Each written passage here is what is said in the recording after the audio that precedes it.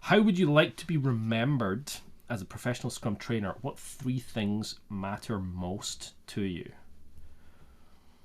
I guess the first one is integrity.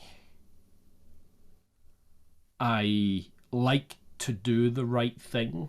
I like to be seen to be doing the right thing. I don't like to be seen to be doing the wrong thing. I don't like to do the wrong thing, not just be seen to do it, right?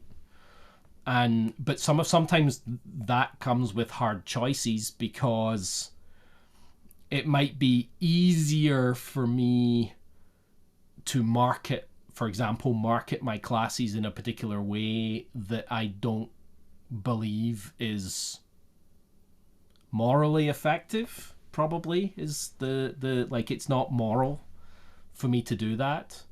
I could have a policy whereby if a customer came to me and they had a quote from another Scrum trainer that maybe I know, right, that I could undercut their price in order to win the business. But I don't do that.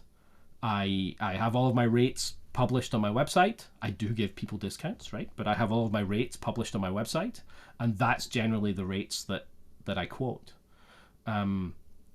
So people know, even my competitors know how much I'm going to be charging, and they're welcome to undercut me, right?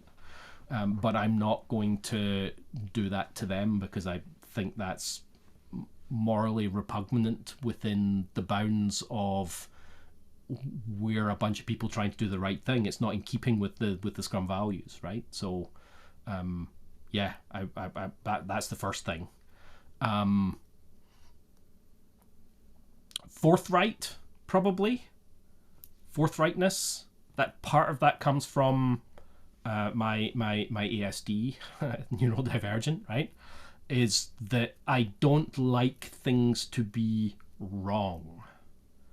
And for me, I feel like I'm reasonably good at separating out the difference between the data, i.e. what's the truth of the matter, versus what my opinions are on top of that. So I'll work with organizations, and I'll help them understand not only what's broken, but what my suggestion is for how to fix it, right? And my suggestion part might be right or might be wrong for them. They need to try it and see. But the data's the truth. And that's really important to me, just in general. So that would be the second thing. I'd like people to think of me as somebody that they can come with their problems, and I'm not gonna sugarcoat anything, but I'm also not gonna poop on them. Does that make sense? Like, if they or their organization is doing something that is downright daft, for example, stack ranking all of their employees, right? I've seen that. Microsoft did that many moons ago. The detrimental effects to a business, its organization, the ability for people to function is fairly well documented for those types of issues. So I can categorically say that's a bad idea. Here is the effect it's going to have on your organization. I'm not going to say that something's good if it's not.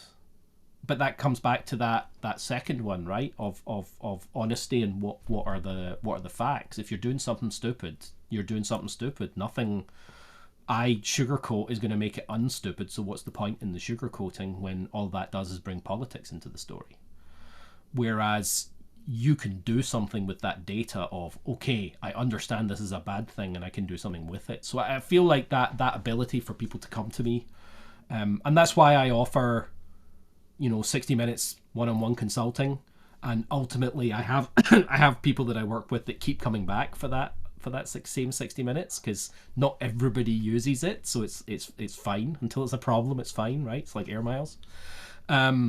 They keep coming back and they'll ask me questions. They'll describe a problem or situation in their organization, and I'll give them advice. I'll give them free consulting, right?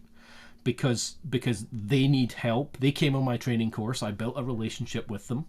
I want to continue that relationship, and I want to continue to help them, and I'm not going to charge them for that, because that's just me helping somebody out. I think that kind of comes from my time as a Microsoft MVP, right? That in order to be in a Microsoft MVP, you're not getting paid to do the thing that you do. Right? The thing you get your MVP for is not stuff you get paid for. It's basically for giving free advice and consulting to anybody who needs it, whether that be in the form of blog posts or conference talks, or just talking to people, or presenting the product and where things are buried. It's where the bodies are buried, right?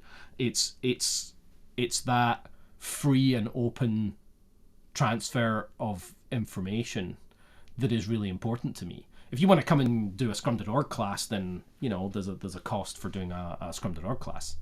But if you just want to come and have a chat with me for 30 minutes, go to my website. It's free. Book a 30-minute chat.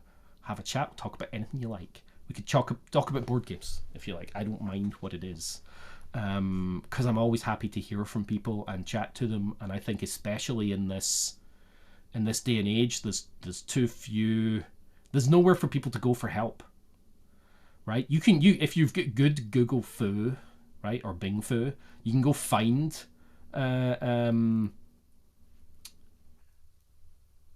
contexts on the internet where other things have helped other people, but they're never the same as your context.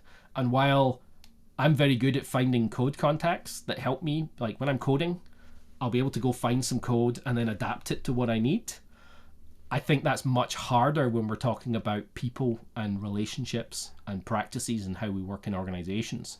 And sometimes you want an expert to hear the story and then offer some advice. And I have a number of people that have literally, I met them coming through my classes, whether public or private, that keep coming back, and we chat all the time. I've got one Scrum Master. In fact, he wasn't a Scrum Master when I met him. He is now.